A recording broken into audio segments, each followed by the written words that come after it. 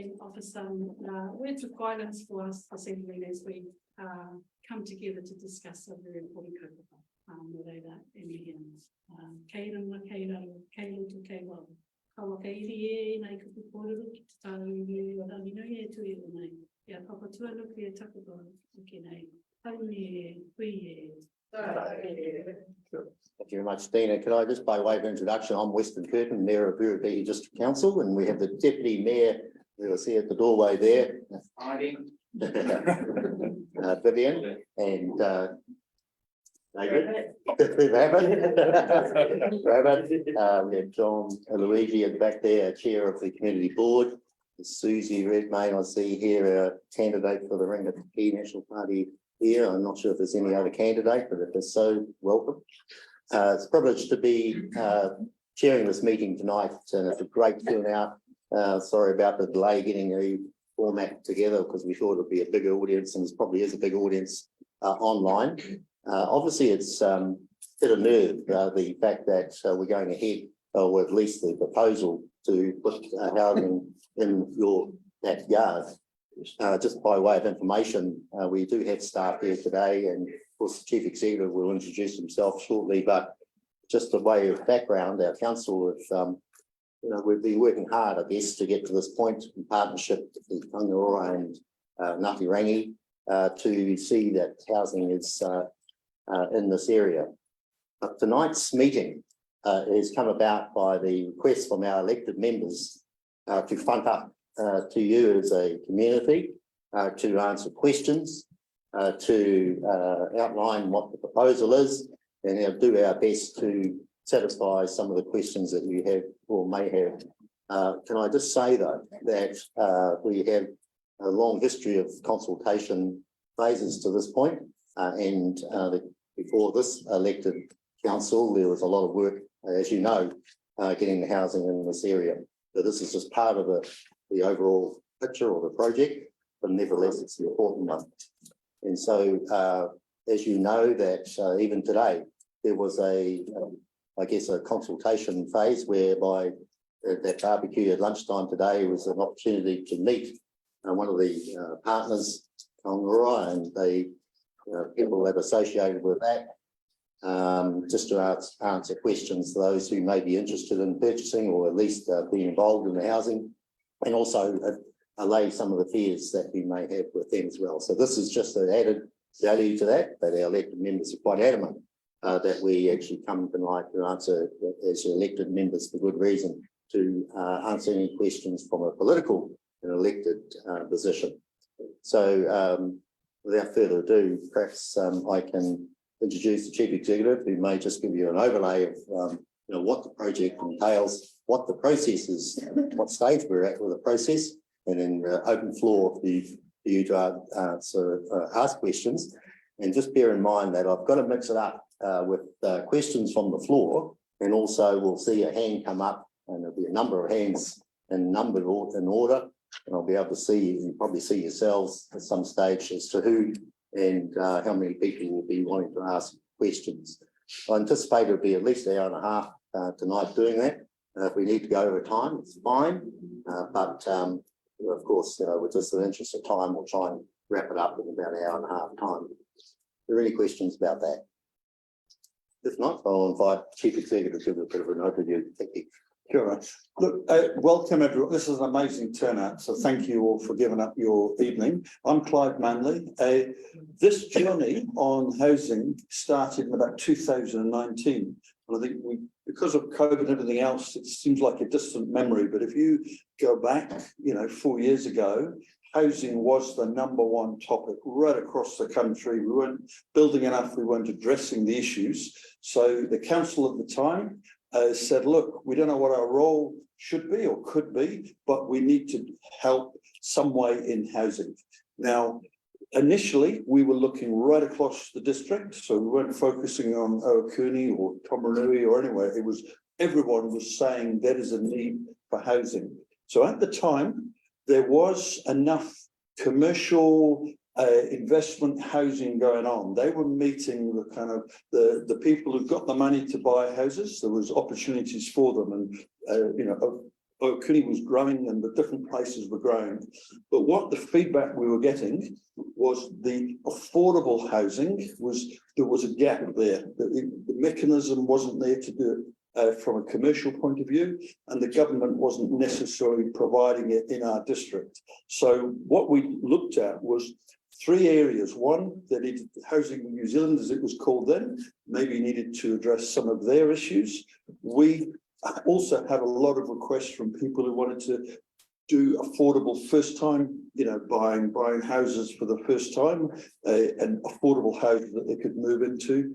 And we were also getting employers were saying, look, we're getting constrained. We can't grow because as soon as we try and bring people back or do it, they haven't got accommodation to stay in. So we had a strategy at the time, which I said it's about 3-4 years ago, which we consulted on. We had meetings in Ohakune, in the old, the Cozy Club and on things, but it wasn't specific to any site. It was addressing the need and what we should be doing on it. COVID came along, and that was when there was huge concern about our economy, employment. It's all like a distant memory now, all this sort of stuff. But we put in a bid to what they call was a CIP, or Crown Infrastructure Partners Fund, for a bid. And we had a whole host of them, and one of them was for housing for Ruapehu. We were partially successful in that we dashed for about 30-odd million, but we got about 7 million for it, which we were very grateful for. But the criteria was it had to be what they called shovel ready. And what council had done when it was looking at it is we're not a developer, we're not trying to compete with anyone, but what we do have is a bit of land in different places. So we said to government, our local share can be the land that we use if you provide the infrastructure and we find what they call a CHIP, or a community housing provider that builds properties, affordable properties. So we had this sort of in principle support. Shane Jones announced that he would support this district in housing, quite a few years ago. And then we went on what they call the due diligence of going through site by site of what was in our district to see what was shovel ready. And they were very strict that it had to be ready, for it on there. So we went through, we worked with iwi partners, we worked with different sort of agencies around. There's a thing called GETS, which is a kind of way you tender or you put an expression out for people to work with us, to say those CHIPs or community housing providers, will you come and work with us on it? So this was done. At the time, we didn't get a pickup. They said, no, this area is too remote, it's too hard away from the centres. So we were starting to stall, and CIP kind of said, look, we're not sure you've got a viable option here to do it.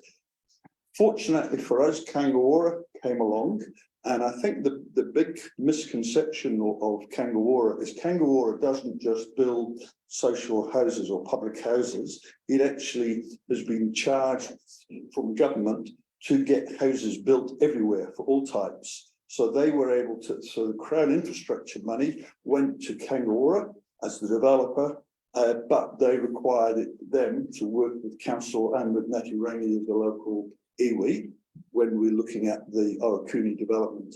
So at the moment across the districts, there is other initiatives that we're looking at, but this is the most advanced one. We haven't got anything that we can sort of announce in other areas, but there is discussions going on. So Teitei Drive was bought by the old Ohakune Borough back in 1971, I think it was. It's freehold, it's zoned for housing. So it was an ideal site to be able to build some houses on. So we started to, Kangaroa started to look at development plans, looked at possibilities for it. And then a contract was signed. And I think this is where a lot of the confusions come in. Until we actually got a contract to provide the money, there wasn't going to be any development. And because it was government money, they wanted to announce the project, because it's not for us to announce it, because we couldn't do it alone. So that's why it's only in the last sort of month or two that it's suddenly come out into the fore that yes, there could be some development going on in Teitei Drive. So where we are at the moment, we've put in a resource consent. It's a joint one from Kangaroo and Council. That will go through its assessment process. And because we're a party to it, that will be done by independent commissioners. It won't be council that decides, it will be done through it. So that process will carry through. Both council and Kangaroo have asked for that to be a publicly notified process. I think there's been so much interest in it. Let's everyone have a chance to be able to engage in that resource consent process. So there'll be plenty of opportunities. Those of you who want to get involved in the application, there'll be a whole process over the next few months to do it. We've been bombarded with a lot of questions that we cannot answer at this stage. We do not know how many one-bedroom houses, two-bedroom, three-bedroom, or whatever, because we're not at that stage. All we are at is a subdivision infrastructure stage. That's what the resource consent is for, with a kind of indicative layout. So all those questions about the types of houses, that will be worked out later on through it. What we have agreed, though, with the money is that there would be 15 public housing. There would be 15 what we call the first home buyers. So anyone who wants to use that scheme that's available now, that's to do it. And there'll also be 14 affordable workers accommodation. So employers in the district will have the opportunity to be able to use those for their employers. So there is a rest of the site. This is only one part of that site that we're looking at the moment.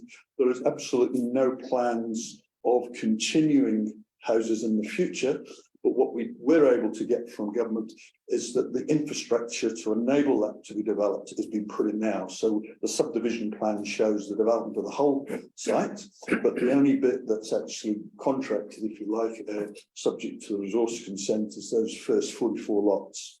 So just to stress, first of all, there's a real housing need that's in our district. Ohakune has a housing need as well, because there's plenty of people who, when we've got lovely snow at the mountain, the Manley there, which is fantastic, but that also absorbs a lot of the accommodation. So if you're a worker trying to get accommodation, it's not often available. So there's a real need for workers, family rental accommodation in Ohakune. Even though we've got like 40% of second homes in Ohakune, they're not normally available for the community on there. So look, tonight was more listening to you. I've given more out because just to respect for the amazing crowd that's coming here. We're interested in your views. We're getting mixed views coming back. Some are saying, look, this is overdue. There's huge overcrowding. We need help. Can you speed this up? And we've also got the comments back that this is just the wrong place. Is there a need, and should we be doing it? So we're interested in hearing your views tonight. There's a whole more information I can provide, but I don't want to just bombard you with facts. I'd rather hear from you what they are, and we'll respond to them. So unless you want me to cover anything else. No, I think that's just a couple of points there, just picking up on what you've just said there, Clive, and I think it just needs to be said that the 15 public houses, which appears to be a huge problem for some people, just got to make quite clear that our understanding is that it's local people. So it's not encouraging or inviting people from the Rotoruas or South Auckland or anything like that. We've just got to put that out there. These figures that we're getting and the demand that we think is out there, or if we know is out there, are our local people. So it's local people. Do you have on the current waiting list? That's the emergency housing waiting list. How many families? No.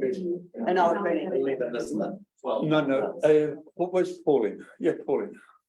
There are 12 on Raynor waiting list, but we have 36 on local housing waiting list. Yeah, so that's throughout the district, is it? No, we have 36 on in Ohakune, and there's 5 in RETHINK on council social housing waiting list. Yes. And we also are well aware that there's very much a hidden problem with homelessness, crowding, and substandard conditions in this town. That is people reluctant to officially put their name forward, is that what you're saying? Yes, well, Yeah. we had one person today come up to us at our barbecue who desperately in need of emergency housing, and he was not on anybody's list, him and his 5 children. And that was just one person that came up to us today. We met others at the school yesterday who also were living in substandard housing and were desperate for housing. None of these people that we've been talking to are actually on anyone's list. So there's a big hidden problem in Ohakune. The list is the tip of the iceberg. Yeah. Housing, why aren't they? If I could- If that's that different for housing. why aren't they- There's no housing. Can I- There's no housing. Go on, trade next. Could I just point out that if you want to speak, please put your hand up and I'll be conscious of the ones online as well. So we've got. Yeah, so there's 2 resource consents in place, it's like this one, clarification. And funding from CIP was approved in March this year. It took 4 months for council to actually come out and say anything or ask us if this, development was what we wanted. And I guess my question is, does the council think it's legal to sell a ratepayer asset without consultation on it? So, first of all, timing wise we never have enough time to do all this. We never engage early. My preference would have been to have gone when this was first being talked about, but we had nothing to talk about. There was no layouts, there was no concepts to do at that time. You had a layout in September last year drawn out. It's in the resource. It wasn't approved though, it was only a suggestion at the time. Council still discussed that with the ratepayers community or you or something. Can I make a suggestion, rather than us sort of talk at each other, I'll listen to the question Try and get and then the I'll question. respond and then we'll listen to another question. Otherwise, we'll end up just having 2 ways around it. So look, as far as the consultation starting early, of course, we should have started earlier. I'd have loved to have, gone when this first thing was being looked at. What we've got is what we've got. What we have done is said that the resource consent now will be we've asked for it to be a notified process. So we've still got, they're going on for another few more months, plenty of opportunity for people to engage in the process. That's the first thing. And your other question was what Is it legal for council Yeah, to sell yeah. ratepayers? We did consult on the model of using council land as our local share for housing, not Teitei Drive. We own a lot of land, and when you test the significance, if we said we were going to sell all of our land, that might be significant, but one parcel of land does not trigger our significance policy. Yeah, might want to read the policy now. Yep, I'm well aware of it. Yeah. Thank you. Okay, did I get a question? Yes. Lindsay, so we hear there are perhaps 2 issues, and thank you for giving. We've got social affordable housing for families in need. Nobody denies that. But I also hear a very commanding statement from you that there are business owner operators here who are committed to long-term sustainability of Ohakune. Yeah. How many of those are in the room genuinely whose businesses have not grown because of lack of housing? 2, 3. Okay, and so. And there's a few outside, My business employs about 16 people in winter and we can't find chefs. So we own the Cyprus tree. And you We probably, have literally had people not take jobs because they can't get in. So my question is twofold. So nobody doubts that to build Ohakune even greater than what it was when I've been coming as a kid from home, we need long-term sustainable businesses. We need long-term investment here, but I'm not genuinely convinced it's from Kainga Ora, putting money into using our taxpayer and ratepayers' money into that development when there are numerous opportunities around here to accommodate people. just to tidy up on the ratepayers are not paying for this as such. The land is the ratepayers. You're right on that respect. We will for the long-term maintenance and care of those. And there'll be a ratepayer too, by the way. There will be a ratepayer. But I'm conscious of one online. Yes, excuse me, I have a question here from Fraser Jeffries. who is asking, why not use existing housing stock for public housing? No, I was going to say. I think that's an issue that has come up many times, and my understanding is because of the quality of the housing.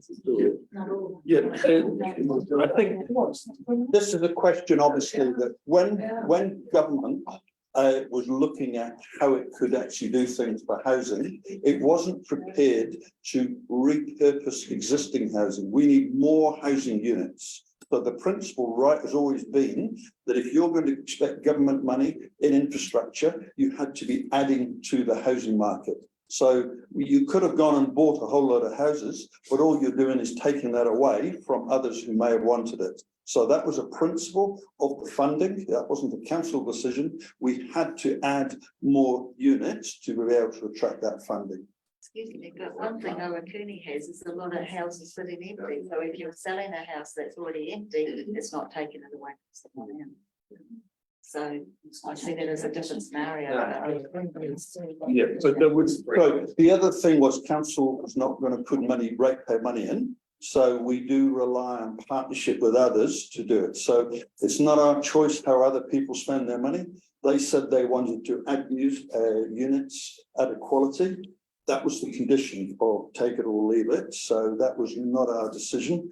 We do have a policy that says we should attract partnership to help our district. We don't want to burden our ratepayers any more than they are. So that's why we were in that position. We have one question here and then we'll go online. My question is the affordable housing thing. I think the trouble with a lot of the cost of affordable housing has been created by councils and government. I think that the standards that they're trying to push now are getting out of hand as such, adding a big extra cost. The houses that you were saying that have are not up to standard, you've just said substandard ones.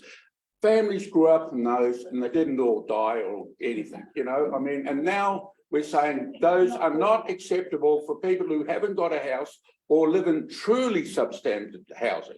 So I think that there should be a bit of a rethink on the negative attitude towards buying or utilising existing stock just because you say it's not up to the current standards. I think the standards that were quite good enough for everybody to live in. We all grew up in those houses and we didn't die. The other question I have really is with the social housing one, the emergency housing thing, I've been told by an employer that they tried to employ somebody who's currently in emergency housing, but the person said, I'd love to take the job. The employer wanted to employ them, but they said, as soon as they get employed, they're out of the emergency housing. Is that true or not? So first of all, we're not talking about emergency housing in Teitei Drive. What we're talking about is public housing, okay, or first home buyers or affordable workers. Emergency housing is a totally different topic that's done by trust. We don't have any involvement on that at all. So there will be no emergency housing in Teitei Drive? No, that's certainly not on the plan. Those of you who've seen the contract, you know, that's certainly not included. Yeah. And I think my understanding is the worker accommodation will be supervised as well, under some form of management as well. Could you explain what public housing is? Yeah, what was that? Yeah, public housing is what we used to call the old Housing New Zealand, where they've got rentals available for people if they meet a criteria. The terminology has changed, the standards have changed, the support around it is obviously changed as well. But just to comment on the standards discussion, although COVID took us away from caring about climate change and carbon, we do need to have a housing stock or an infrastructure in New Zealand that does consume less energy. So when we are building new houses, we should be conscious that we're taking as much cognizance of what they call passive approach, you know, having them in the right position, insulating, efficient heating things. A lot of our existing stock will struggle to meet sort of future carbon reduction standards. So the government's made the decision that in the future, we should be a lot more conscious of the amount of, carbon we can. Except that we'll have to use about 10 times as many carbon credits to get up to the There's a extent. quick question from our secretary online, please. Yes, sorry, we've also got someone on Zoom joining us as well. Yeah, welcome. So the question very quickly from Mark Baker is, what existing housing stock does the council own houses? So, Colin? Yep. We own, council owns, we've 96, I think, units. They're not all houses, most of them are flats. They are in, Karamanui, Ohakune, and Raynor. Yeah, and they are a mix of bedsits, 1 bedroom and 2 bedroom flats. There is 1 3-bedroom house, and that used to be the doctor's house in Raynor. Are they all occupied? Oh, yes, and we've got a waiting list of 36 here. We've got a waiting list of 5 in Raynor, and I didn't check the preliminary waiting list, but it is very long up there, probably. It would be well into the double figures up there. One question I think at the back there. So this is more of a question. Ohakune is a unique and amazingly successful small community. First base for the rural base, way back it was of course a train junction, more recently a rural base, then it became a tourist base with the advent of the ski field, developed further with the advent of the bikeways, and now developing further with our magnificent Carrot Play Park, which is just a spectacular success throughout New Zealand and beyond. It's a very successful community. It's focused basically, the development is focused on tourism. Now, this community deserved to be consulted about the council putting its shoulder behind this project, and it hasn't been. And you've been good enough to really concede that. And we know it's been a rush, there's available monies, the appeal is there, but you've chosen the wrong place. Not everybody's view, obviously, but we deserved to be consulted and we haven't been. And we should not have to deal with this by way of a defend and resource consent application supported by the council. And that's what you're asking us to do. You're asking us to battle this thing when you, the council, are supporting a resource application that will have to be contested, expense and hassle and risk. Shouldn't happen. My request is that you should not proceed with the existing plan. You should go back to basics. You should cancel your contract and start again and consult this community properly and get a real insight into where we're going and where we what our wishes are as a majority. Here. Best thing that's been said all night. I don't disagree with, sorry, I'll just answer it and then I'll let you go.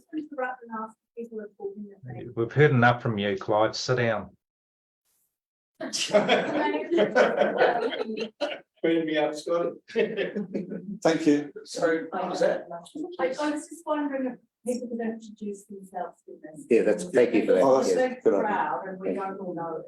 Yeah, I see. Yeah, good point. Thank you. Yeah, look, I hope a number of you here are aware of the Future Ohakune is a project that's been around for quite a few years now.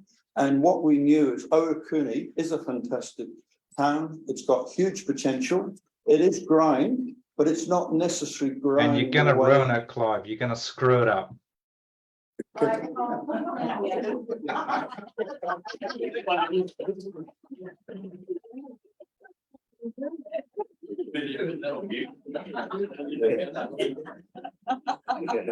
look, There are a lot of questions, so let's make it short, please. yeah. The Future Ohakune has looked at how Ohakune could grow, and it looked about where development could go, about whether it's by the high school, out by the Carrot Park. All that has been available, and I'm sure there's a few of you in this room who've taken part of those public meetings where we did consult about the future of Ohakune. That's what the important thing is. But look, this is becoming more of a two-way thing. I'd rather hear from others rather than me respond. Okay, we said, okay, and introduce yourself, I've got a statement first. and you are, I'm Colin. yes, Colin. It's anonymous. I hope. Yep. I'm speaking to you on behalf of myself, my family, my friends, my guests, my manahiri. We chose, and I concur with the gentleman over there, we chose to come and live and stay in Ohakune. Let me just put you right on a couple of things you've said, Clive. Yep. Pre-COVID 2019, there were a number of issues. Not only housing, tourism was a big issue. We have enjoyed Ohakune and everything that it has to bring. You've admitted yourself that your consultation has been lacking. My family and I only found out about this development on the 8th of June. And we have, similarly to the points being made over there, been trying to find out more. So thank you for tonight. But my question to you is, have you seriously considered stopping, pausing, reflecting, and actually consulting more with the community so that we can actually not go through this formal process and actually that you can actually have a consultation process instead? That's my question to you. Okay, then we'll take one online. Thank you for that. There was a question. Sorry, but I've been told I'm talking too much, so I'm letting others. He just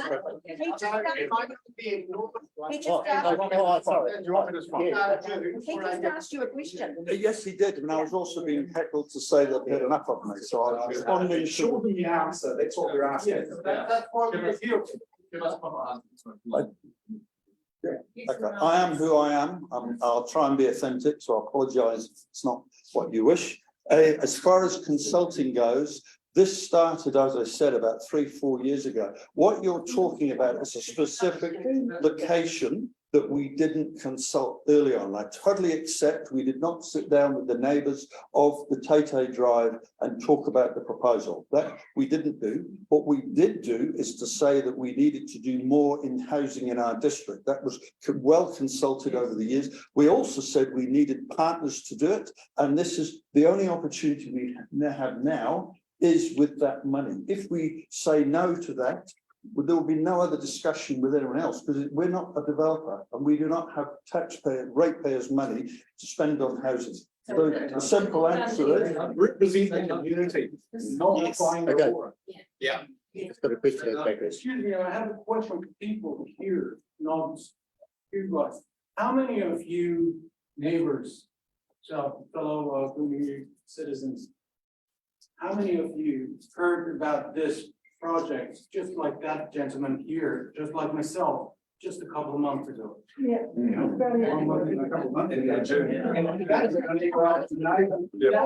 were answered that we were not consulted, we were not, we were told. Your consultation based. No, I've got someone online that's a question. I just want to be fair to them because there's heaps of people on there, obviously, and I just hands going up. I think it's Sonia was Fair enough. Sonia, yeah. Hello everyone, can you hear me? Yes, yeah. Ko Sonia McFetridge Tokawingwa. I have had family links with Ohakune for a really long time.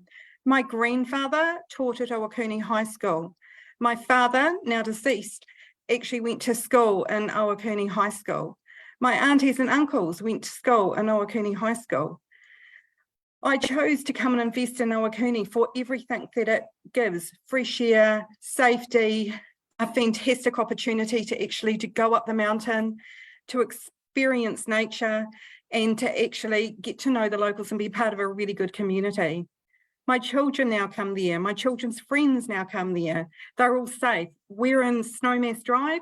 They walk down to the Carrot Park. We've watched the evolution of the Carrot Park and we've supported that 150%. It's such a fantastic asset to the community. The carrot is a national icon. It's part of our taonga. We've got to actually look after it and protect it. What's really concerning is some of these decisions that appear to have been made. Understand about 2019, from what I understand, the focus was on Tamaranui and the needs that were actually in there. And Ruapehu District Council have looked a little bit wider, and I understand the need to look in Ohakune. But we also have to look at, from what I understand, 5.2 million has already been spent as at March. That was in the public records that came through from government report. For 5.2 million, how much of that could we have spent to be able to house 10 or 20 families within Ohakune? Kāinga Ora has a current program all over the country where they refurbish current properties. So they could have actually invested and actually used that 5.2 million really effectively. You mentioned about low income housing. We already have sections on the market for 200,000 in Ohakune. I'm really struggling to understand what first home buyers would be expecting. I'm also really concerned about the whole development. Most of the area around Teitei Drive has a lot of holiday homes. It encourages tourists. We see a lot of people cycling, skiing, walking, using all of the local amenities and facilities. We're not saying no to community housing. We're not saying no to public housing. We're just saying it's not the right place to actually do this. The propensity to actually have some really serious issues is really high, from roading to transport to redirecting walkways past roadways. It's not safe, it's not practical. So I'm actually just saying, I echo the gentleman in the corner saying, can you please reconsider this? This is not the right place. This is not the right way to actually consult. This is a really poor decision. And there's no amount of free money that can actually undo a really poor decision. This is not the right way to do it for Ohakune. Kia ora. Yes, thank you, Sonia. One of the, you will go to say, oh, sorry, I'm Joe. One of the odds that you'll go to stage 2, adding to the 100. So, You want me to speak? I was going to say, there is absolutely no plans for. There are There is no finance funded plans to do any more than the 44. The money that's available is just those 44. The odds depends what the time frame. When we looked at Ohakune a few years ago, it was the biggest growing area in our district, right? With really rapid development. COVID came along and the sensitivity on the mountains sort of slowed that a bit. There's already about 200 lots in the sort of parcel, if you like, outside it that's ready to go in Ohakune for for different reasons. So regardless of what we do, you're going to have hundreds more houses being built in our community because it's a growing community. People love it. You expressed it yourself. What we're talking about tonight is 15 public houses amongst 1,000 people out there. So we need to look after all people's needs, not just those who can afford, the expensive houses, if you like. My name's Amy. I'm all for public housing and making sure that our country has warm homes for our families to live in. My concern is, has the council and gone to the government and considered the effect of increasing our population? And I'm not talking about our public housing that you're going to offer. I'm talking about the other houses on our health system that we are already struggling with in this community. And education. It takes our community up to 3 to 4 weeks to get a doctor's appointment in Atahi right now. You want to increase our population to a point where we are pulling at strings to try and get them what they need. It's not going to work unless you guys are working with the government to ask for the funds to increase what's available in this community in the health sector first. Yeah. You can't bring more people in here that we can't look after. Absolutely.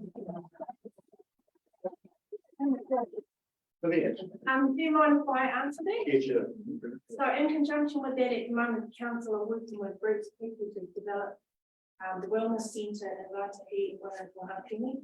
they have put money aside for that, and it's in the development stages at the moment. So are we looking at more GPs, more general nurse And practitioners? the idea is to create a wellness centre Yeah. around wellness, not just illness. Okay. So it'll be a health centre. And is that plan to be done before the housing gets done? That's been done into, and it's kind of as money's available, because at the moment, they've only given us $2 million to cater for two towns. It's been a hospital as well, isn't it? Yeah. Only run it. Yeah, that's the building, but the actual concept of wellness is going to be throughout the both centres. But they are thinking it, we're working on that committee at the moment, just as a voice on the committee, not steering it. Yeah, that's good to know. Because that obviously, as healthcare providers, that's our biggest concern, is we're struggling at the moment already. And we're stretching ourselves, and if we've got to stretch ourselves even further. It goes further than that, though, Yeah. because the infrastructure, for example, is going to be, you've got to take the infrastructure with you as well. Yeah. We spent a lot of money, the previous council spent millions of dollars upgrading our water, sewage, and stormwater is on its way to cope with the potential development that's going on in this area. Hundreds of developers have got hundreds of housing on the radar, and in a progressive way, we're going to actually have to meet that with our infrastructure, and we've done that. So one lot more online. There's actually 3, so Sue Watts, Chris Fitzgerald, and then Marianne. Well, that's right. One that had spoken before. Never now. Hello, well, Mr. Watts. You hear us? Unmute the microphone. Unmute. No, we'll come back to him. The organised can do it. Organised can unmute it, At the end, can we unmute? Chris is ready to go. Yeah, there we go. We can only ask them to unmute, we do not have facilities. Okay, we'll take one more from the floor. It's, Tēnā koutou katoa, ko Chris Tuckle ingoa. I'm actually one of the neighbours that's directly impacted by this development. In fact, we're mentioned as one of the affected neighbours bordering the property. My statement is this. I would have hugely appreciated hearing about this meeting earlier from the council, and rather than an email at 10 a.m. this morning from Barry about letting me know about this meeting. So my apologies, I could not be there in person, and that's just because I've not had enough notice. I would, as a neighbour bordering the property, I would appreciate that the council takes the time to visit the immediate neighbours, be that in person or in the case of my living in Wellington via phone or Zoom conference, just to hear about our thoughts as immediate neighbours in that space.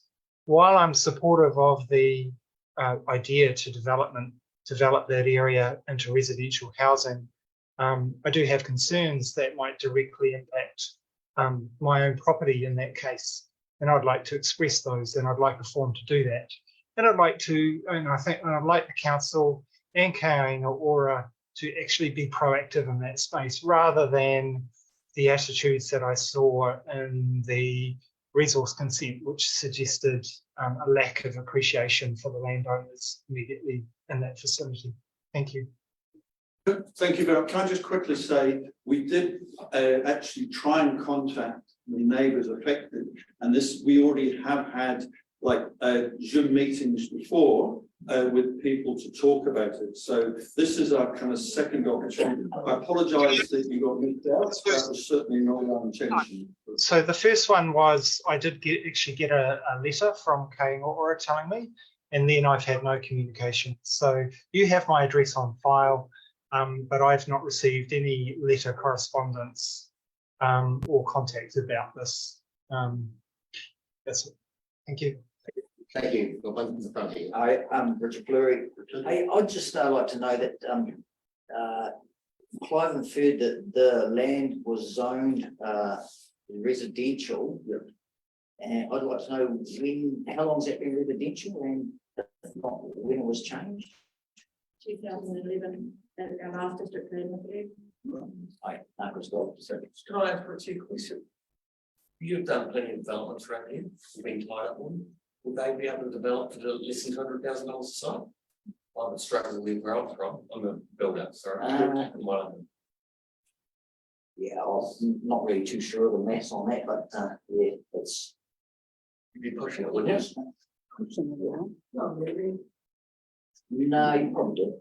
Okay, we've got one, is that clear? I'm cheeky, I've got a very technical question, sorry, but I did ask the lady from the council that about the title of the land and would there be any covenants on it? One sentence.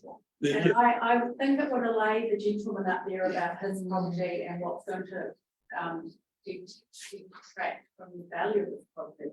If there are covenants put on the land and they're very strictly adhered, that might allay some people's fear about it's not going to be a very good neighbourhood or it's going to look rough or whatever the fears are that people have. If you have a well covenanted well, I think that is because they're rough. If you have sort of dog kennels and trailers and trucks and people and there's no covenants, it could end up a ghetto. I'm sorry. So council originally got to 7.2 million or something, and funding, I remember the exact figure, but 2.1, actually already said 2.1 million was spent on the lowest 3 to 6 units. That's 5 one-bedroom units and 1 two-bedroom unit. Can we just clear this up, please? Yes. It's taken from me, you stated the expected a couple of meetings, horribly inaccurate. That can become your own. That's on the roadway. Yep, that's 1.4 million 700 is 17,000. Okay, that's okay. So that's what I think. Yeah, that is the job figure. And the 2.1 was applied to the whole thing. The 2.1 was applied for. They had money left over. This was the only job ever done in New Zealand that was on pipeline.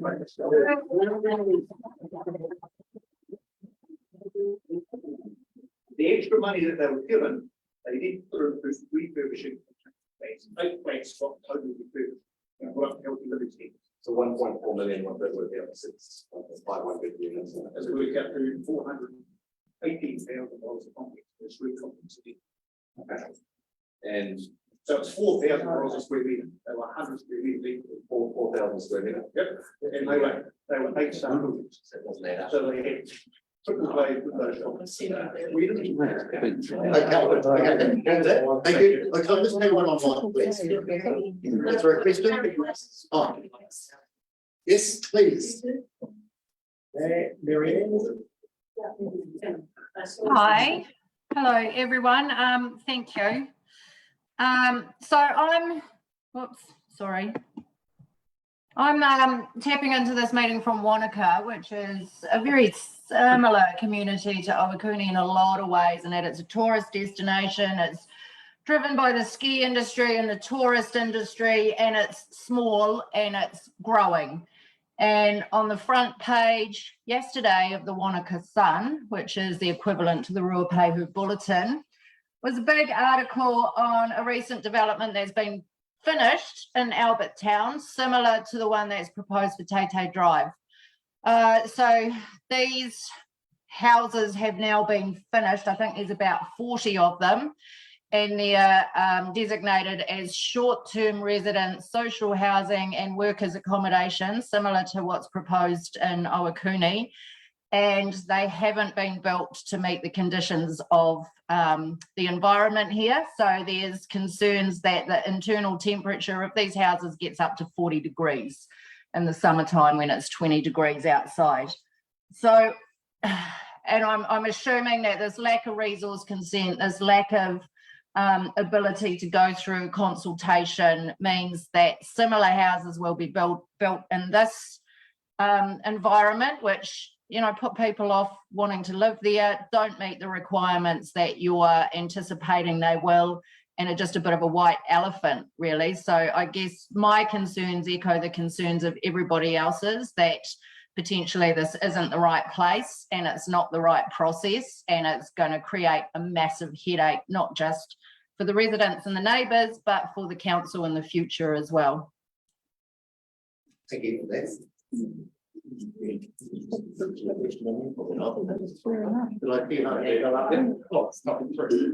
Bruce Rolleston, I'm not a effective direct resident, but I am an Ohakune person, a market gardener. My concern, and I've visited 3 times since I heard about this development, which has only been in the last 6 weeks. I've visited the drive that is proposed to be the access on busy days. And I listened to the Zoom meeting where it was said that you had previously with so-called experts, or maybe the experts want to get out of the engineering offices with their little computers, go down there and see that more traffic on that drive on peak visitor days to that wonderful carrot park is not going to cause a death. Now that might sound a bit exaggerated, but who here has been down here on a busy day and with 40 more houses, times that by whatever amount of vehicles, times that by whatever amount of trips in and out per day, I think it got all that wrong. I listened to the engineer, it was totally wrong. I also heard on that Zoom call, the resource planner or someone, one of you, Clive, referred to the resource manager, that only engineering issues would be considered in the notified, if it is going to be notified consent, and not the social aspects associated with the community. He didn't say that. He said only the engineering issues. Well, the engineering issues I don't believe based on that drive. And if anyone begs to differ, as I say, go down, I'll video it next time I see it and post it. It is ridiculous. You've got kids going to run across there, all sorts of problems. So that's my big concern around the drive. Also, just listening here tonight, I mean, there's 85 people in this room, and I can't count out the door. Don't know how many online. But I think it'd be a great shame to go away and not have some sort of, I know it's not a formal meeting, that motion passed from the floor that directs community board members and councillors to, in better words of what was put up over here, to at least halt this process. Just because the government and Kaingaroa are holding a shotgun to your head and saying do it or we're dropping the money, that's no excuse. The money doesn't mean a thing. Our community means everything. So I think we need to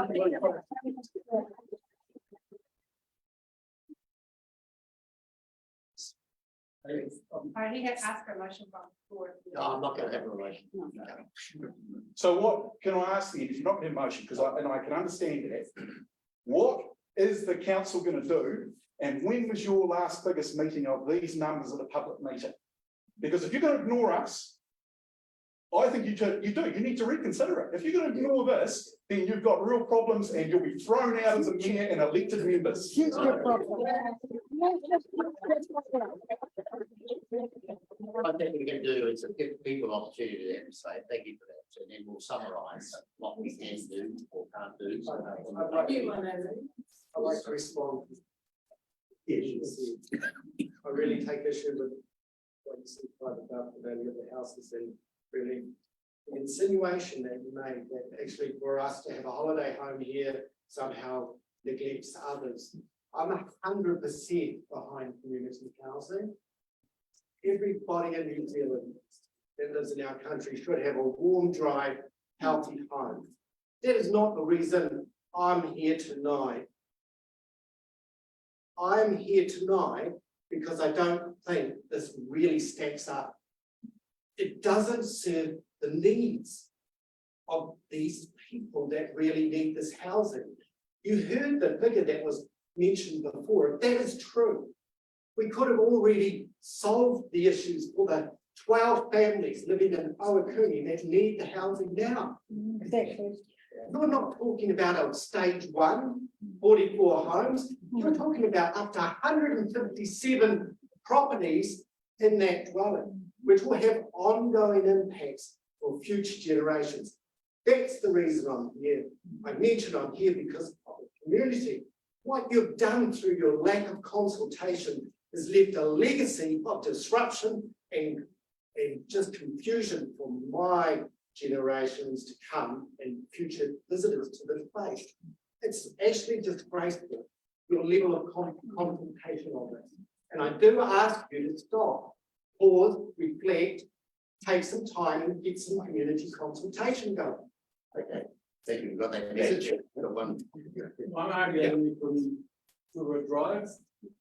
What I do not like about this project is not because I'm against any of public housing, as my friend said, or any of the good stuff that's coming from this project.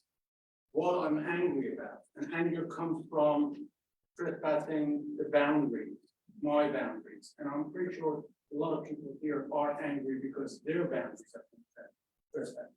But what I'm angry about is the lack of transparency. We just found out about this. We were not consulted by this. And then we were telling, oh, you're not a local. Yeah, yes, we're not local. We live here sometimes, but we pay way more than we pay back at home for all the rate and all this stuff. So we're working with the community. We want to see this community thrive as it's been thriving throughout all these years. I'm part of this community as well as all of these people here, and we would love to see it thrive. But the way that you're doing it and the way that you're presenting it to us, it's not the way it should be. If I were you, I would put a stop to it and reconsider doing that and consulting the community. Thank you. Got that message. Oh, sorry. I'm Sheila Buck and I've lived here for 50 years. I'm married into a family that had lived here for 50 years before. I'm concerned, as Bruce says, with the access.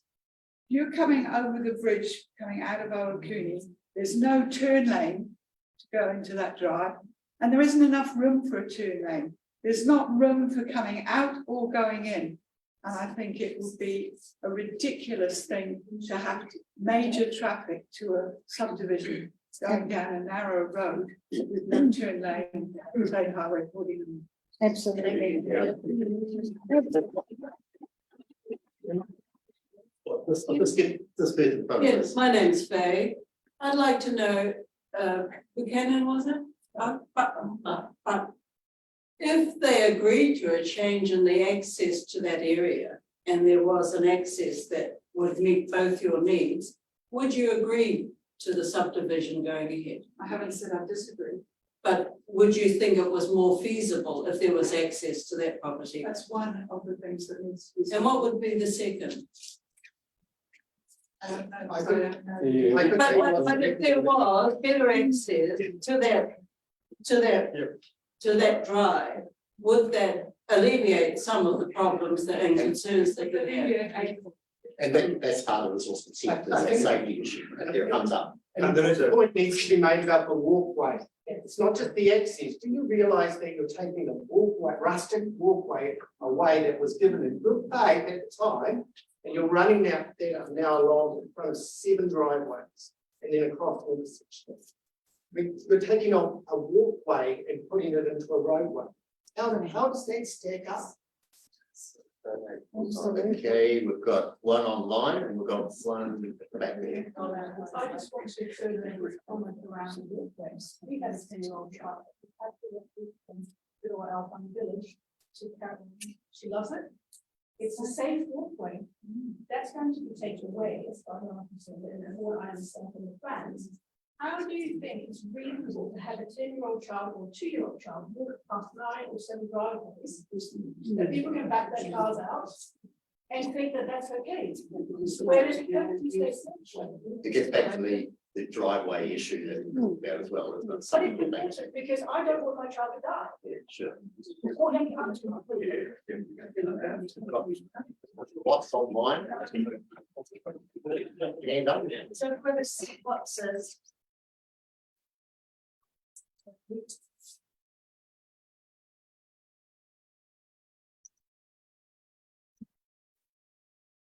Problems, is it? Should we take one more from the boards? Just got one gentleman at the back there. What was previously as a request, I'm not putting it as a question. Will you stop this process? Will you, as a council, stop this process now and start consulting properly so we can have a decent debate about these issues, rather than us all finding out them in the last couple of months? Will you do that? What I'll do is, Mayor, I accept some of the responsibility of the. No, not accepting responsibility. No, you just let me finish it.